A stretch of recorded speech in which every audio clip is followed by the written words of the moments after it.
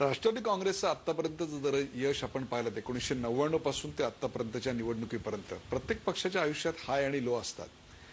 परंतु जेव्हा जेव्हा मी हे बघतो, मायावती स्वतःच्या ताकदीवर त्यांच्या राज्यात आल्या, ममता बॅनर्जी स्वतःच्या ताकदीवर त्यांच्या राज्यात आल्या, जयललिता त्यांच्या ताकदीवर आल्या, बिजू पटनायक त्यांच्या ताकदीवर आले.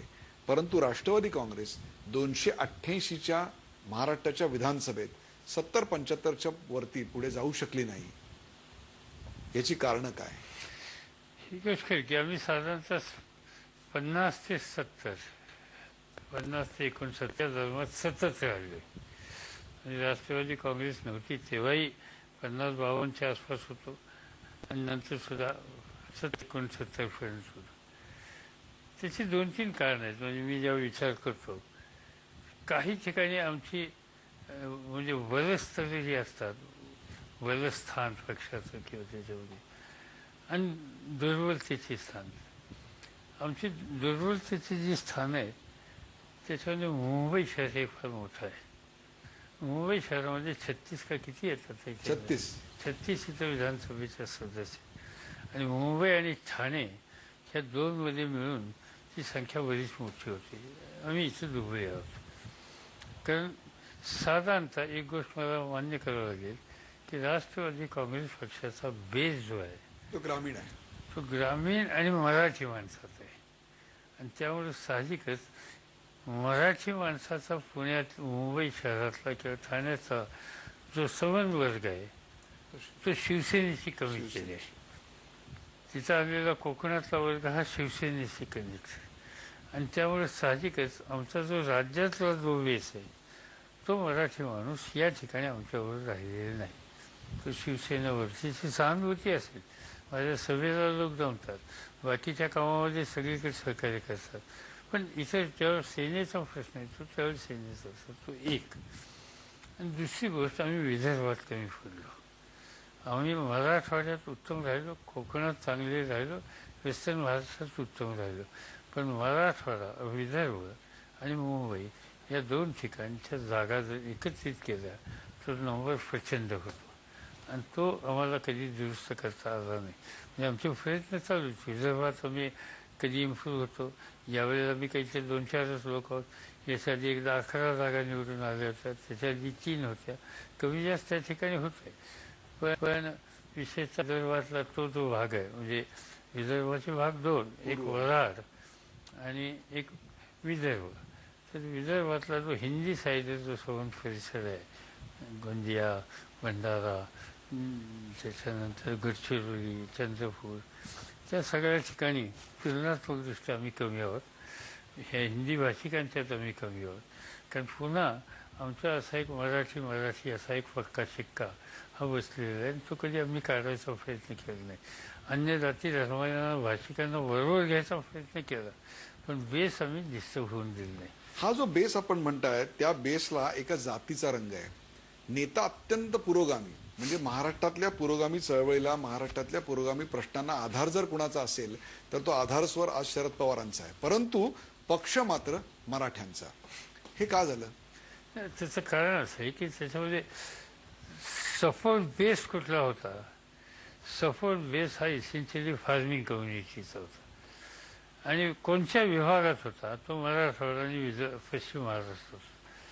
पश्चिम महाराष्ट्रातील विदर्भामध्ये, आपलं मराठवाड्यामध्ये शेतकरी समाजातल्या नेतृत्वाचा संच हा प्रामुख्यानं मराठा समाजाचा वर्ग जास्त होता. आणि त्यामुळे साहजिकच त्यांचा पाठिंबा, शेतकऱ्यांचा पाठिंबा, त्याचा पाठिंबा आल्यानंतर हा वर्ग त्याच्यामध्ये आला. आणि त्यामुळे तो एक शिक्का आमच्या डोक्यात बसलेला आहे. आमच्यात अनेक लोक आहेत. म्हणजे खरं सांगायचं म्हणजे इतर पक्षापेक्षा जयदत्त क्षीरसागर आमचा विधिमंडळ काँग्रेस पक्षातला असला नेता, तेली समाजाचा आहे. धनंजय मुंडे आमचा विरोधी पक्षाचा नेता. दुर्दैवानं भुजबळांना काही आता प्रश्नांना तोंड द्यावं लागतं, पण भुजबळ आमच्या पक्षाचा राज्याचा अध्यक्ष सुनील तटकरे, त्याच्या जातीचे 500 सुद्धा लोक त्याच्या मतदारसंघात नसतील, पण सातत्यानं विधानसभेला निवडून येत आहेत आणि वगैरे वगैरे. ही सगळी माणसं. पण आमचा शिक्का जो होता तो शिक्का मराठा म्हणून वाढला आहे.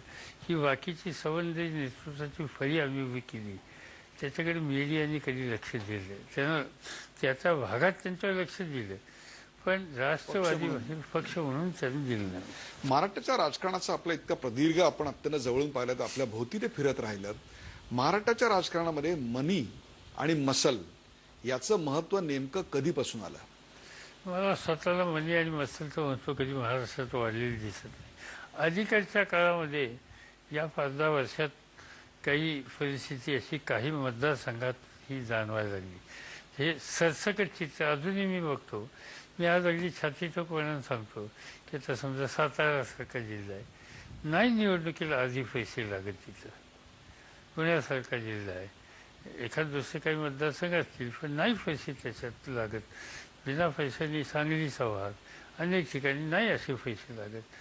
आज अनेक ठिकाणी या पद्धतीने निवडणुका करणारे लोक आहेत, ज्याच्यात मसल पावर नाही, पण काम उत्तम आहे आणि बेस उत्तम आहे. प्रामुख्यानं हा जो नागरी परिसर आहे, विशेषतः मुंबई, ठाणे आणि इव्हन विदर्भातला काही भाग, नागपूरसारखा वगैरे, या सगळ्या ठिकाणी पैशाच्या संबंधीच्या गोष्टी अलीकडच्या काळात म्हणजे ऐकल्या तर तेवढे पैसे असले तर मला 2-3 राज्याच्या निवडणुका करता येईल, इतके पैसे काही लोक खर्च करतात. पण आता हे चित्र झालंय. राष्ट्रवादी काँग्रेस निवडणुकीत पैसे वापरायला कमी पडतं असं वाटतं आपल्याला? आम्ही करत, आम्हाला तेवढे पैसे उभे करता येत नाहीत. म्हणजे आता इथं आमचे पक्षाचं हे काम बघणारे इथं बसलेत. आत्ताच मला ते जेवताना म्हणत होते की पाठीमागची देणी फार राहिली, अजून कोणी काही मदत करत नाही, देणे कधी त्यांच्याकडे येतात, माझ्याकडे येत नाही. तर म्हणजे पैसे उभे करण्याचा प्रयत्न आम्ही करतो. लोक मदत करत असं नाहीत, मदत करतात, पण ज्या पद्धतीनं बाकीचे अन्य राजकीय पक्ष हल्ली पैसे उभे करतात, खर्च करतात, त्याच्या आम्ही जवळपास सुद्धा नाही होत. परवा पण एका ठिकाणी विधान केलं ते महाराष्ट्राच्या शेतीबद्दल होतं आणि ते अत्यंत चिंताजनक अशा करता होतं की येणारा उन्हाळा जो असेल तो या शेतकऱ्यांसाठी, मुळातच पाऊस कमी पडलेला आहे, अशा वेळी अत्यंत जीव घेणं असं असणार आहे असं आपण भाकीत केलं. यापूर्वी देखील आपण महाराष्ट्राला पहिल्यांदा एक प्रकारे जागृत केलं की प्रचंड मोठा दुष्काळ आपल्या डोक्यावर आत्ता आहे. इतके वर्ष आपल्याकडे कृषी मंत्रीपद होतं, आपलंच इथे राज्य होतं. जेव्हा काँग्रेसचं राज्य होतं तेव्हा सुद्धा आपल्याच गटाची जी माणसं होती त्यांच्याकडेच जलसंपदा, ऊर्जा, कृषी ही सगळी खाती होती. म्हणजे जवळपास 30 ते 35 वर्ष या देशामध्ये, या महाराष्ट्रामध्ये कृषी जर कोणाकडे असेल तर ती एकाच व्यक्तीकडे होती. आपल्या कृषीच्या ज्ञानाबद्दल आपले विरोधकही आपल्याला सॅल्यूट करतात. पण मग असं असूनही महाराष्ट्राच्या कृषीचा प्रश्न सुटला का नाही? महाराष्ट्राचा कृषीचा प्रश्न सुटला नाही असं नाही. महाराष्ट्र कृषी क्षेत्रात देशातलं एक महत्त्वाचं राज्य म्हणून गणलं जातं.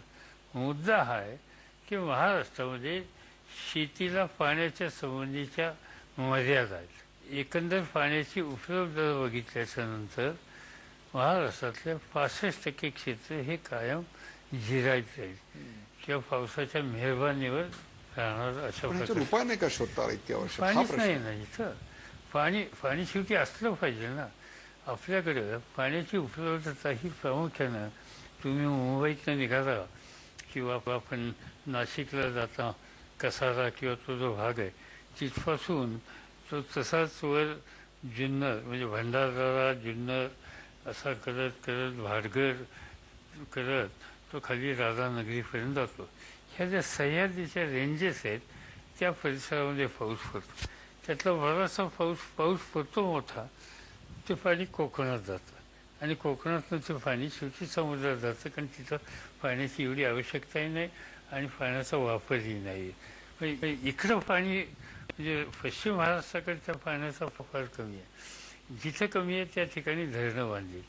आज तुम्हाला ठाऊक नसेल कदाचित, आज हिंदुस्थानात कोणत्याही राज्यात एकंदर धरणं बांधली त्यातली सगळ्यात जास्त धरणं महाराष्ट्रात क्रमांक 1ची.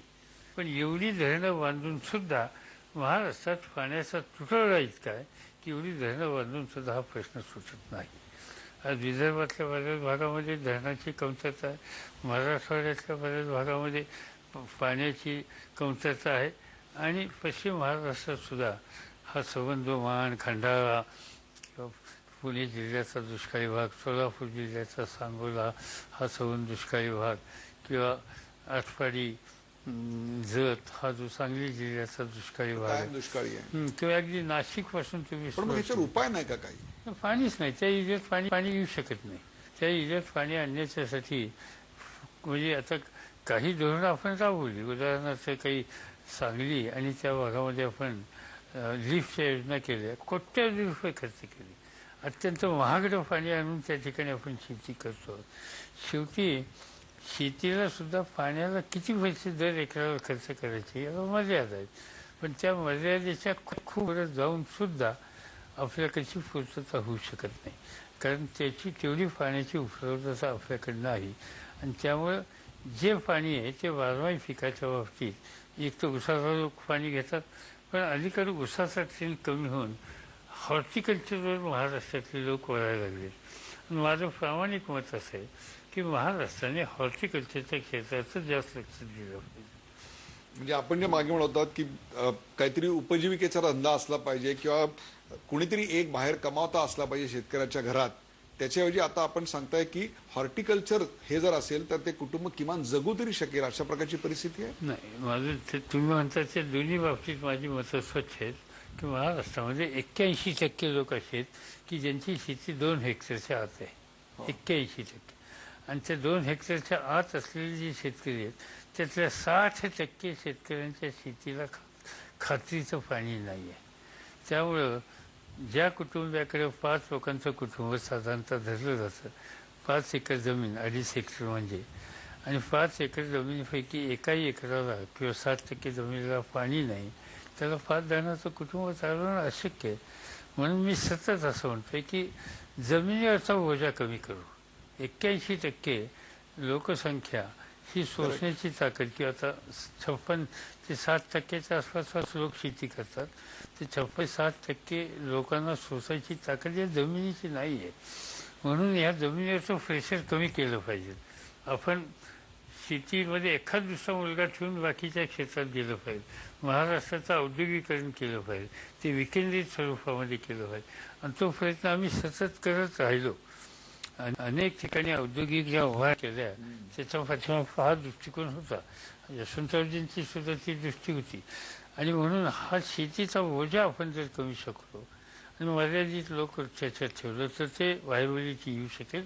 आणि दुसरी पिकं कोणती घ्यायची, मग ती पिकं घेताना फळबागा हा एक असा सेक्टर आहे की आता विदर्भामध्ये गेलात तर तुम्ही संत्री, मोसंबी ही सवन नागपूर परिसरामध्ये, अमरावती परिसरामध्ये येऊ शकतो. आपण अमरावतीकडनं इकडे यायला लागलो, बुलढाणा, वाशिम, यवतमाळ, त्या ठिकाणी तुम्हाला आता ही बाकीची सगळी फळं दिसायला लागली. तिथून आपण मराठवाड्यामध्ये आलो तर मराठवाड्यामध्ये आपल्याला मोसंबी दिसते, केळी दिसते, आंबा दिसतो, ही पिकं दिसायला लागली. खानदेशात गेलो तर सीताफळ, केळी दिसते. नाशिककडे झाले तर डाळिंब दिसतं, नाशिकमध्ये द्राक्ष दिसतात. तसं आपण संपूर्ण कोकणामध्ये, कोस्टल एरियामध्ये अल्फान्सो आणि बाकीचे आंबे आपल्याला मिळू शकतात. हा पुणे, सातारा, सांगली हा सगळा जो परिसर आहे त्या ठिकाणी आपण डाळिंब, द्राक्ष, पेरू यासारख्याची फळं घेऊ शकतो. सोलापूर हे तो फळांचा आगर होऊ शकतो. तिथं आता बोर नाही, त्या डाळिंब सगळ्यात जास्त सोलापूरला आहे, 1 नंबरला आहे. तर हे आणि ह्याच्यावर प्रक्रिया करणारी कारखानदारी असं जर कॉम्बिनेशन आपण करू शकतो तर आपण देशाची या संदर्भातली गरज भागू शकतो. म्हणून महाराष्ट्रानं शेतीमध्ये ठीक आहे, काही ठिकाणी कोकणामध्ये किंवा तुमच्या विदर्भातल्या काही भागामध्ये भात होऊ शकतो, तिथं भात करूया. जिथं कापूस होतो तिथं कापूस करूया, जिथं ऊस होतो तिथं ऊस करूया. पण फळबागाला कमी पाण्यामध्ये आपण अधिक पीक घेऊ शकतो. आणि ह्या फळबागा किंवा हे सगळं ऊस आत्ताचे मुख्यमंत्री सांगतात की जीपवर गेलं पाहिजे. ते 100% बरोबर आहे. आपल्याला पाणी मर्यादित असल्यामुळं जमिनीला पाणी देण्याची पद्धत बंद करून मुळाला, रूट्सला, झाडाच्या शिवारकडनं आपल्याला अपेक्षा आहे. काही नवीन काही नाही, हे काम महाराष्ट्रात चालूच होतं, आधी चालू होतं आणि ह्याच्या आधी सुद्धा होतं, मोठ्या प्रमाणात होतं. म्हणजे अगदी पृथ्वीराज चव्हाण जेव्हा मुख्यमंत्री होते त्यावेळी सुद्धा अनेक ठिकाणी फार मोठ्या प्रमाणात ही सगळी कामं झालेली होती. प्रश्न असा आहे की पाणी साठवायच्या संबंधीचा कुठलाही कार्यक्रम असेल तर तो महाराष्ट्राला उपयुक्त आहे. आणि फक्त एकच आहे, साठवल्याच्या नंतर त्याचा वापर कसा करायचा, तिथं महाराष्ट्राला दुरुस्ती करण्याची गरज आहे. आणि म्हणून पाणी हे पाटाने देऊन चालणार नाही, ते पाईपनी द्यावं लागेल, ते ठिबक पद्धतीने द्यावं लागेल आणि संपूर्ण जमिनीला पाणी न देता ते मुळाला द्यावं लागेल, रूट्सला द्यावं लागेल. त्यासाठी खर्च आहे. तर राज्य सरकारने त्यासाठी अधिक गुंतवणूक या कामाला केली पाहिजे. एखादं धरण बांधायच्या ऐवजी या कामावर पाणी दिलं तर प्रवाहानं एखाद्या म्हणजे धरणाच्या पाण्यात जेवढं क्षेत्र भिजतं त्याच्या तिप्पट क्षेत्र या ड्रिफ्टने भिजू शकतं. आणि म्हणून आता आपल्याला बरीचशी धरणं झाली, आपली प्रायोरिटी याला असली पाहिजे. राष्ट्रवादी काँग्रेसचं उद्याचं नेतृत्व नेमकं काय गुण घेतलेलं असावं असं वाटतं आपल्याला? दोन गोष्टी आहेत. एक असं आहे की खूप लोक असं म्हणतात की तुमच्यानंतर तुमच्या घरातलं कोणतरी वगैरे वगैरे.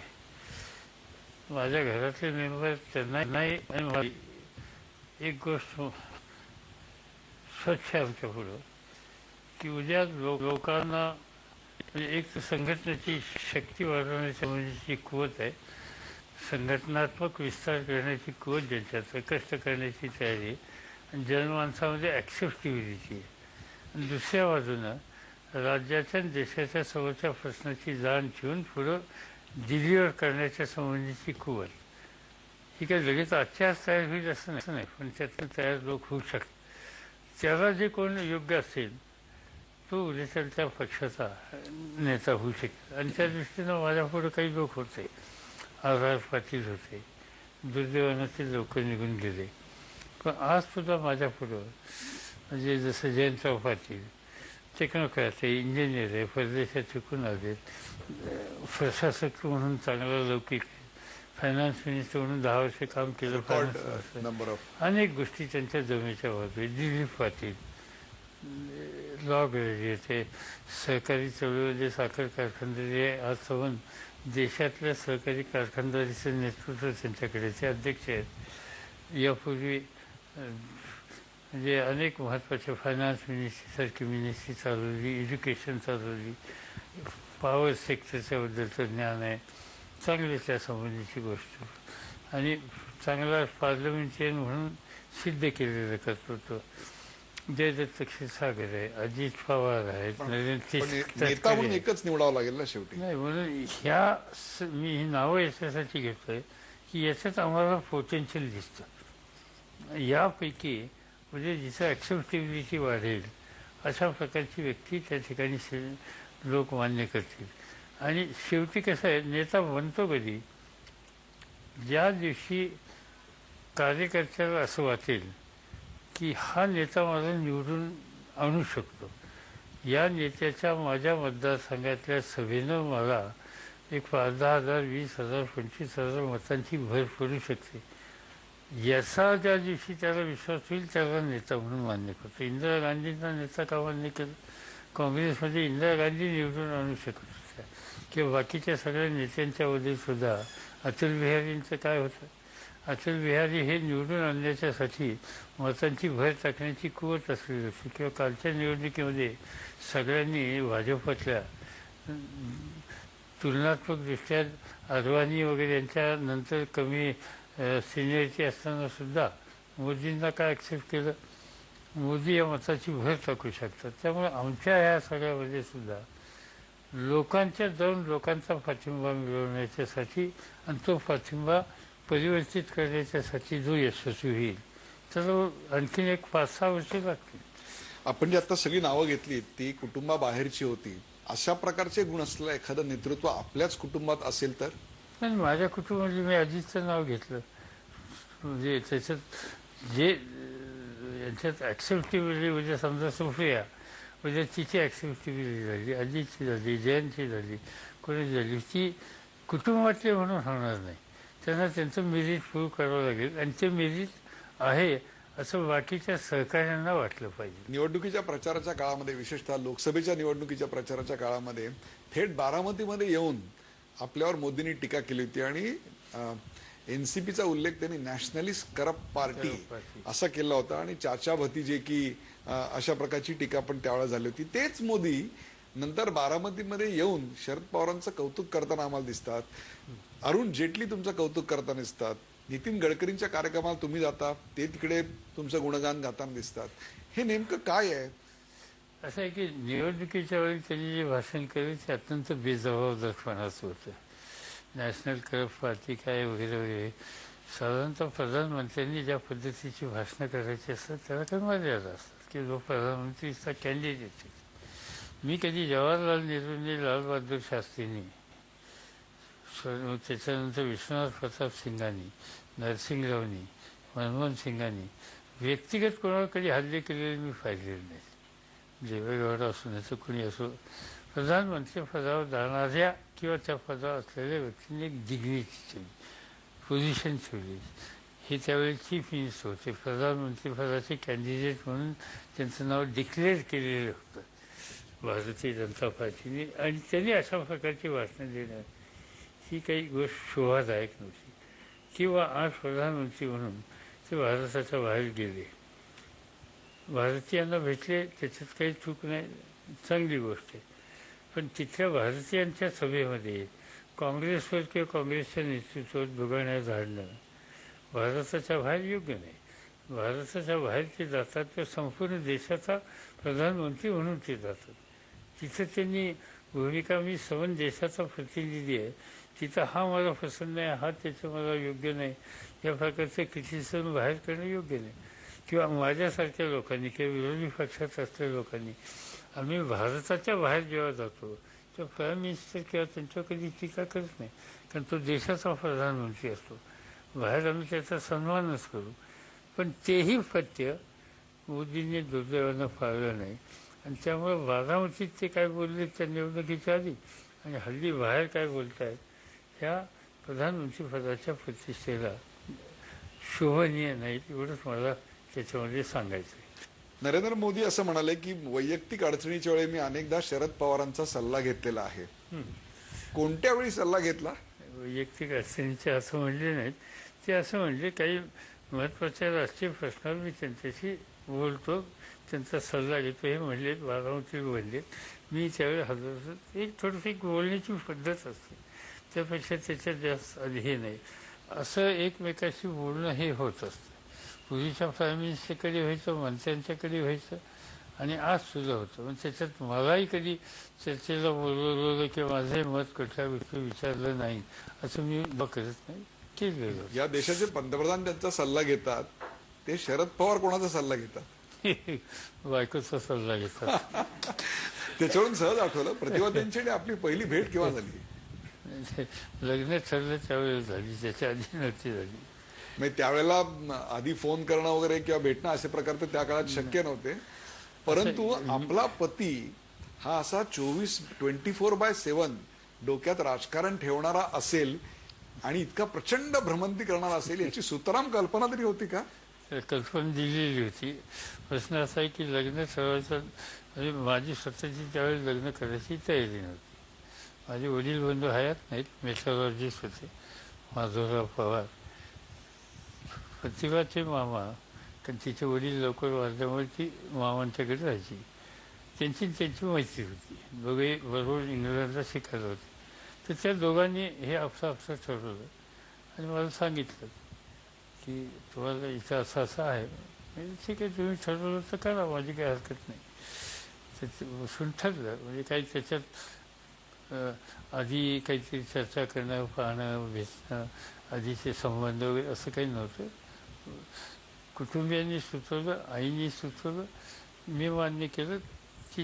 तिच्या घरी वडील नव्हते, तिची आई होती, तिने सांगितलं, तिने मान्य केलं. एवढाच त्यातला हे म्हणजे हा संबंध. यापेक्षा काही वेगळेपणा त्याच्यामध्ये नव्हता. पण एकदा ठरल्याच्या नंतर मात्र मी नेऊन सांगितलं, बाबा मी असा उद्योगी माणूस आहे, मी एका दिवशी म्हणजे महिन्यातले 25 दिवस मी बाहेर असतो. ज्यावेळेला घरी असतो तेव्हा सकाळपासून रात्रीपर्यंत लोकांच्याच असतो वगैरे वगैरे. आणि या सगळ्या गोष्टी त्या मी MLA होतो. म्हणजे MLAमध्ये कधी निवडून येईल, कधी पडेल, चढ उतार हे कायमचे असतात. या सगळ्या गोष्टी मान्य करत सोयीच्या असतील तर तू विचार कर. आता तिची परिस्थिती अशी होती, तिचे वडीलच लवकर गेल्यामुळं तिला त्यांची परिस्थितीच घरची अतिशय काळजी करण्यासारखी होती. त्यामुळं तिलाही काहीच याच्यात काही आश्चर्य वाटलं नाही. ते म्हणजे आमचं रोजचंच आहे. इतक्या वर्षाच्या साहचर्यामध्ये आपल्या आयुष्यातले अनेक चढउतार आले, जीवावरची दुखणी आली, राजकीय हल्ले झाले, पराभव पाहिलेत, पुन्हा उभे राहिलात. या सगळ्या काळात त्यांची साथ अत्यंत मोलाची होती. असा कोणता कसोटीचा क्षण आठवतोय की ज्या वेळेला आपण मागे पाहिल्यानंतर त्यांचा हात आपल्या बरोबर होता असं जाणवलं आणि तो तो तो क्षण आपल्याला बळ देऊन गेला? अनेकदा असे म्हणजे हे मला राजकारणातले किंवा ह्याचे नाही. जेव्हा मला कॅन्सरच्या बाबतीत माझी जेव्हा पहिली टेस्ट सगळ्या झाल्या, त्याच्यात एक अशी स्टेज येऊन गेली की असं डॉक्टर लोकांच्यापैकी माझ्या जवळचे जे डॉक्टर होते त्यांची काही चिंता नव्हती, पण हॉस्पिटलमधल्या काही डॉक्टरांच्या मनात म्हणजे त्यांचं असेसमेंट वेगळं होतं. कोणी 3 महिने, कोणी 6 महिने वगैरे असा कालावधी सांगत होते. तो एक काळ असा चिंतेचा होता. अर्थात माझी भूमिका त्याच्या वेगळी होती. मी पटकन सांगितलं, तू कोण सांगतो 6 महिने, तुला पोचून मी जाईल.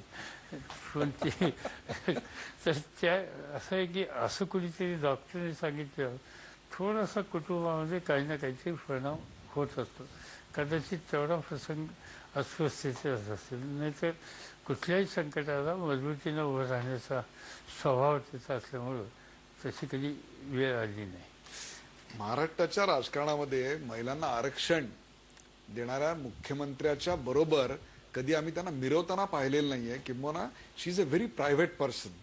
हे घरातलं महिला धोरण का हे जाणीवपूर्वक का त्याचा स्वभावच तसा आहे? तिचा स्वभावच होता. तिला ह्या आमच्या सगळ्या राजकीय उठबशीमध्ये यायला आवडत नाही. तिची पार्श्वभूमी नाही. तिचे आजोबा ज्यांच्याकडची वाढली ती ब्रिगेडियर होते, लष्करी अधिकारी होते, आणि त्यामुळे लष्करी अधिकारी त्यांची ती लष्कराची सगळी शिस्त, आणि त्यामुळं तिला कधी या त्या लष्करी शिस्तीच्या चौकटीच्या बाहेर, आणि वडील नसल्यामुळे साहजिकच आजोबांच्याकडे जास्त त्याला कधी सवय नव्हती. हे म्हणजे मला आठवते मी त्या घरात पहिल्यांदा जेव्हा गेलो ते म्हणजे तेव्हा माझा काही लग्न बिग्नाचा संबंध नव्हता. मी काँग्रेसचं काम करत होतो, कॉलेजला शिकत होतो, आणि आम्ही निवडणुका होत्या विधानसभेच्या, आणि सगळं वर्वे आमचे उमेदवार होते.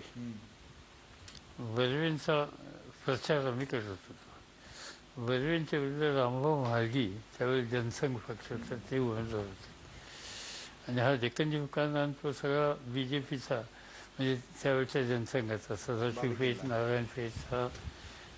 तर मला आठवतं आम्ही घरोघर ते पत्रिका द्यायला वर्वेंच्या गेल्याच्या नंतर दुपारी 2-2:30 वाजता ब्रिगेडियर राण्यांच्या घरी गेलो. वेल दाबली. ते 6.25 फूट उंचीचे गोरेफान गृहस्थ आले बाहेर, लष्करी अधिकारीच होते. काय ही काय याची वेळ? पुणे 1 ते 4 झोपत असतं. मागे दंगल झाली, ती दंगल पण 1 ते 4 बंद होती म्हणे. ही काय म्हणजे याची वेळ कशासाठी? काय हवं? काही नाही, काँग्रेसचं काँग्रेस आम्ही काँग्रेसला वोट देत नसतो. आम्हाला काँग्रेस ही अजिबात मान्य नाही. काँग्रेसवाल्यांनी इथे यायचं नाही. हे पहिलं आमचं स्वागत त्या घरात झालेलं होतं. ही पार्श्वभूमी, आणि त्यावर साहजिकच राजकीय पक्षाचा कार्यकर्ता, त्याच्यात काँग्रेसचा, या सगळ्या गोष्टीच्यामुळं अवघड वळण होतं. संपूर्ण मतपरिवर्तन हे संपूर्ण प्रकारे त्या काळात आपण करण्यात, म्हणजे तिथेही आपण त्या मतपरिवर्तनात यशस्वी झाला होतात. म्हणजे शरद पवार हे अनेकदा भिन्न विचारी लोकांना एकत्र आणू शकतात. याची सुरुवात तिथून झाली मला असं वाटतं. पण ते ब्रिगेडियर राणेंचं मत तिचं मत किंवा तिच्या कुटुंबियांचं असं नव्हतं.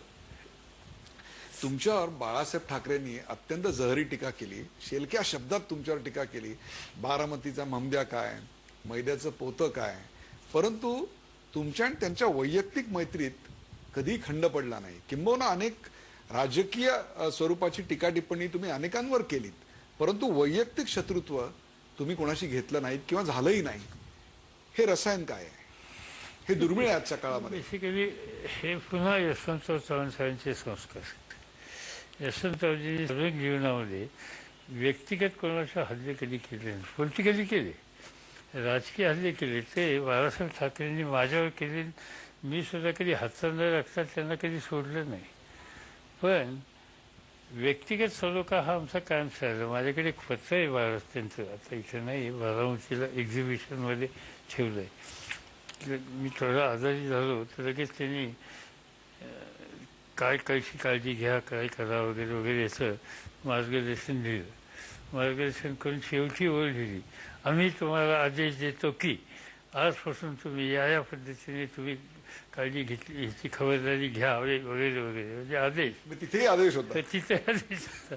पण त्याच्यात एकच आहे, त्याच्यात कारण मनाचा मोठेपणा होता, मित्रत्वाचा ओलावा होता, तो त्यांनी कायम ठेवला. माझ्याकडनं ते कायम राहिलं गेलं. आणि ते त्यांच्याच बाबतीतनं अनेकांचे आम्ही याच पद्धतीचे संबंध ठेवले. शिवसेना स्थापन झाली तेव्हा त्या पहिल्या सभेला आपण हजर होतात.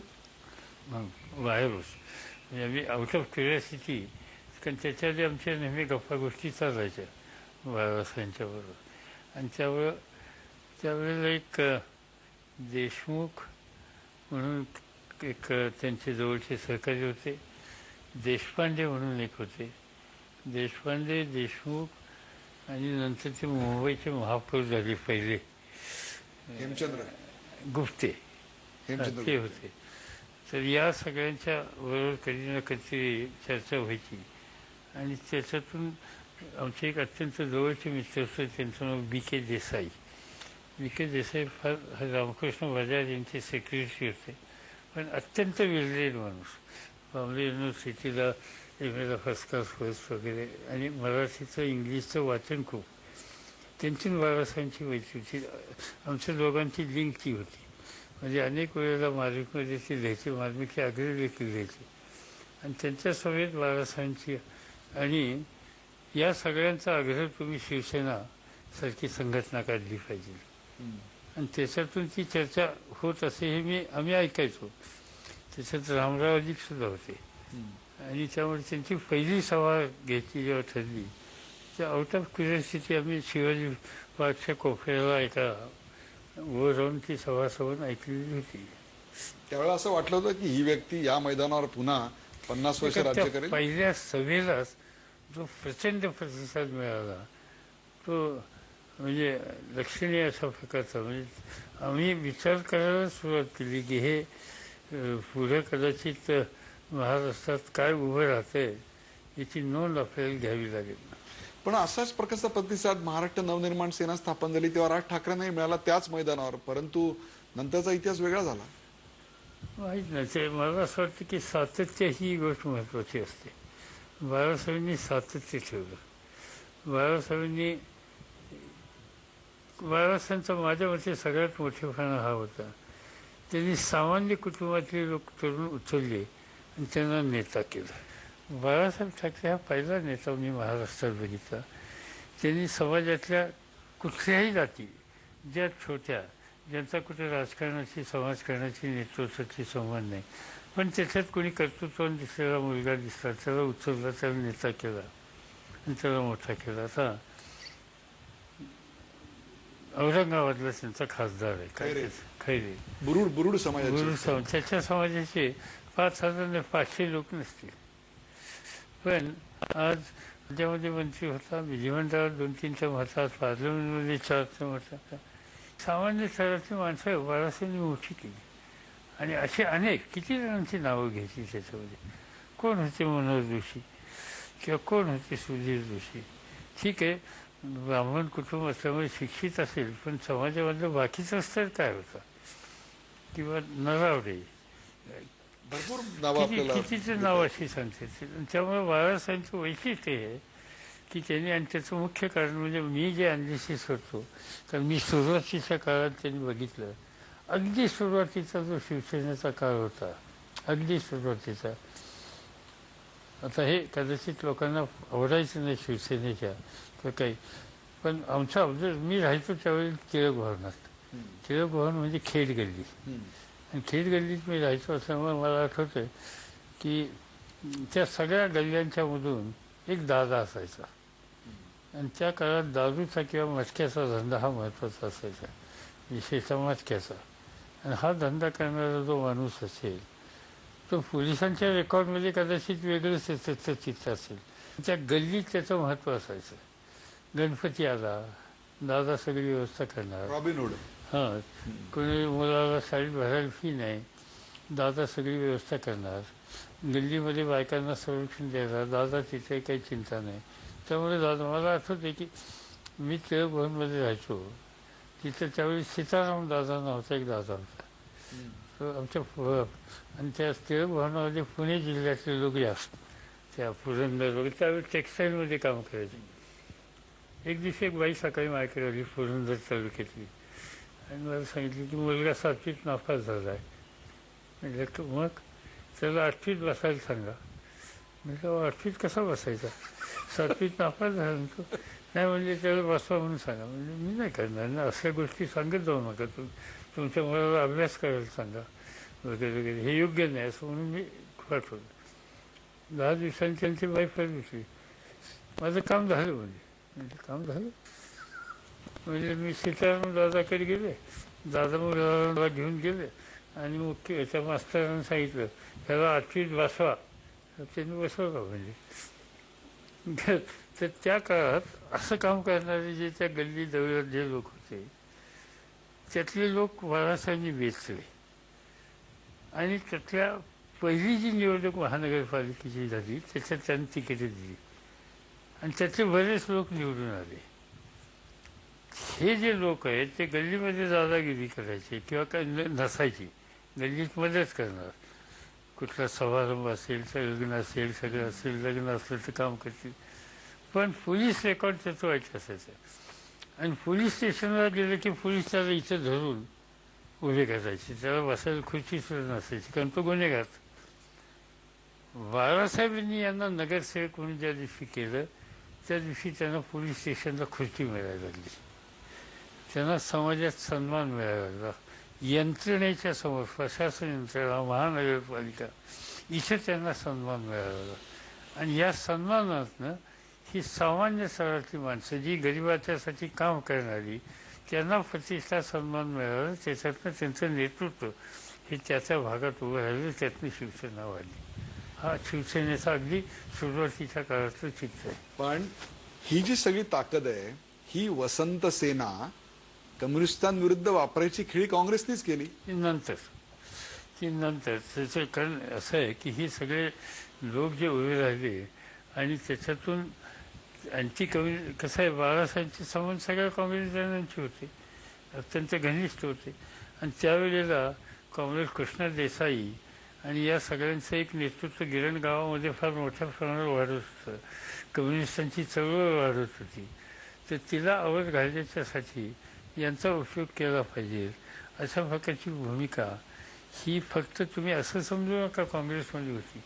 त्यावेळेला मुंबईतल्या उद्योजकांच्यात एक मोठा वर्ग होता की त्यांना असं वाटायचं आपण यांच्या पाठीशी उभं राहिलं पाहिजे. आणि त्या वर्गाची भूमिका ही त्यावेळच्या राज्याचं नेतृत्व करणाऱ्या त्यांचा सुसंवाद असल्यामुळे त्यांनाही पटलेली होती.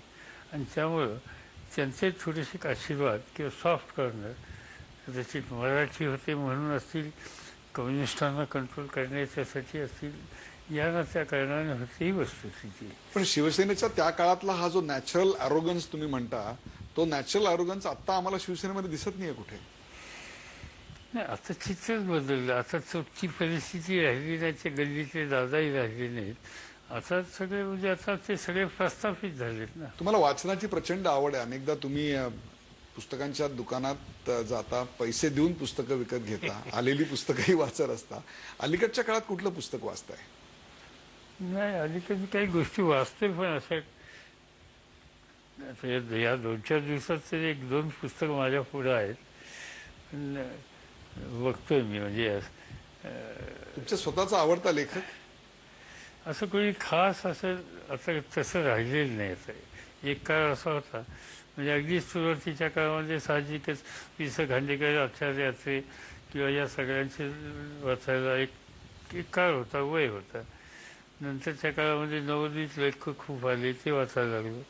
नंतरच्या काळामध्ये दलित साहित्याच्या संबंधीचं लिखाण खूप यायला लागलं आणि एक आक्रमकपणाने लिहिणारी एक पिढी विद्रोही स्वरूप विजयी धरलं. स्वरूपाची ती लागली. त्याच्यात माझ्यासारख्या सुद्धा ते वाचल्यानंतर आपण गुन्हेगार आहोत असं वाटायचं.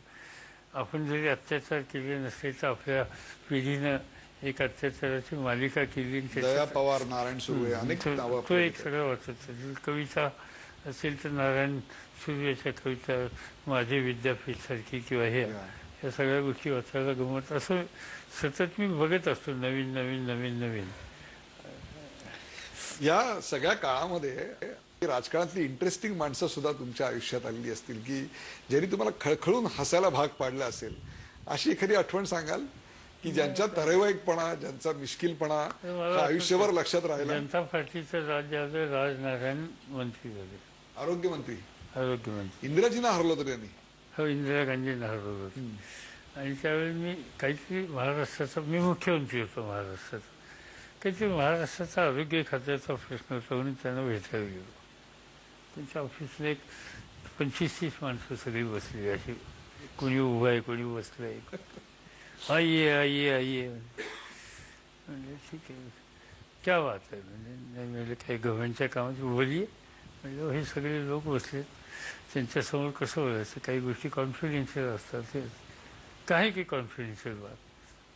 तेवढं त्यांचे सेक्रेटरी हेल्थ आले, काहीची एक फाईल हातात, क्या है. नहीं बोले, हे जो गवर्नमेंट के हॉस्पिटल है, यहाँ जो हम फीस चार्ज करते हैं इसमें रिवीजन करनी चाहिए, ऐसे मेरे फिनांस मिनिस्ट्री का सलाह है, इसलिए प्रपोजल लाया. क्या चाहते, पहले क्या था. तो पहले 3 रुपये थे, तो अभी क्या करना चाहते हैं. नहीं, ये अपने ऊपर है. जन हो, आप क्या चाहते हैं. हाँ, 3 रुपये का में इलाज मिलता है. वो चौधरी साहब, मुझे चरण सिंह थी, वो फाइनेंस मिनिस्टर. चौधरी साहब चाहते कि इसमें कोई वृद्धि होनी चाहिए. तो क्या चाहते. तो कौन म्हणतो 15 रुपये से बढ़ाओ, कौन म्हणतो 30 पैसे बढ़ाओ, कौन म्हणतो 50 पैसे बढ़ाओ. मला विचार, आप क्या चाहते. मैं नहीं बताऊँगा, फाइनेंशियल मैटर इस तरह से इस पर बात नहीं होती, ना निर्णय होता. अरे आप तो अजीब है, फाइनेंशियल मैटर है तो लोगों के साथ बहस करने में नुकसान क्या है. जयप्रकाश जी ने कहा है कि सरकार चलाने समय लोगों का इसमें सहभाग होना चाहिए, लोगों की इन्वॉल्वमेंट होनी चाहिए, लोगों का सलाह लेना चाहिए. तो इतना बड़ा डिसीजन लेना, आम जनता यहाँ सामने खड़ी, उनका सलाह लेना गलती क्या है. मैंने कभी फाइनेंशियल मैटर है और फाइनेंशियल मैटर कभी डिस्कस नहीं हो सकती. आप फाइनेंस मिनिस्टर से बात करिए जाकर. चौधरी से क्या बात करनी है, उन्होंने तो भेजा है, उन्होंने तो मन बनाया है. सेक्रेटरी विचार क्या चाहते हैं आप. सेक्रेटरी नहीं, खर्चा बहुत है, नुकसान बहुत है, फाइनेंस मिनिस्टर को नज़रअंदाज नहीं कर सकते. यहाँ कोई 10,000 रुपये बढ़ाने की जरूरत. पागल लोगों के खिलाफ तुम लोगों की व्यवस्था है, इस व्यवस्था से देश चलेगा नहीं. कांग्रेस की हुकूमत थी तब चलता था, अभी लोगों ने हुकूमत बदली है. 10-15 रुपये की बात छोड़ो, पैसे की बात कहो.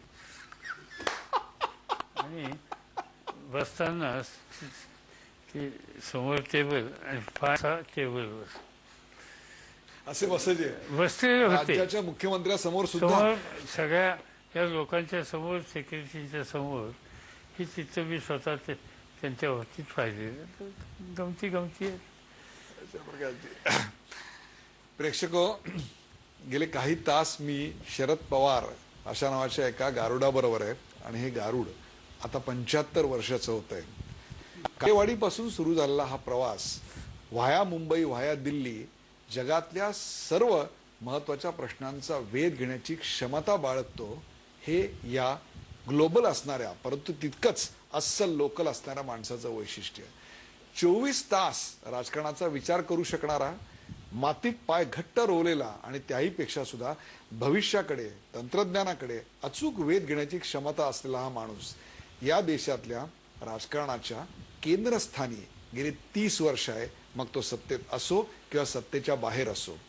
त्याहीपेक्षा अत्यंत महत्वाचं म्हणजे इतकं प्रचंड काळ सत्ता भोगूनही अजूनही माणसाला भेटायची त्याची उर्मी एक इंचानं देखील कमी झालेली नाही, किंबहुना जी होती त्यापेक्षा वाढलेली आहे असं दिसतं.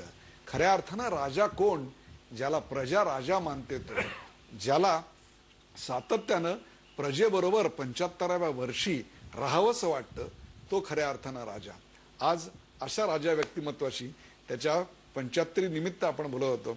शरद पवार साहेब, महाराष्ट्राचं राजकारण, ग्रामीण राजकारण इथपासून शेती, कृषी, क्रिकेट आणि त्याहीपेक्षा सुद्धा काँग्रेस, तुमचा पक्ष, या सगळ्याबद्दल आपण जी आपली परखड मतं व्यक्त केली त्याबद्दल झी 24 सर्व प्रेक्षकांतर्फे आपले आभार आणि आपल्या पुढच्या वाटचालीसाठी आणि त्याहीपेक्षा आयुरारोग्यासाठी सर्वांकडून हार्दिक शुभेच्छा. धन्यवाद. जीच्या सगळ्या प्रेक्षकांना सुद्धा माझ्या अंतकरणापासून शुभेच्छा. माझं एक आवडतं चॅनल आहे आणि विशेषतः तिथल्या मुलाखती तुम्ही ज्या घेता त्या ऐकण्यासारख्या असतात. आता यावेळी तुम्ही माझ्याबद्दल जी मुलाखत घेतली ती कशीही मला बघावी लागेल.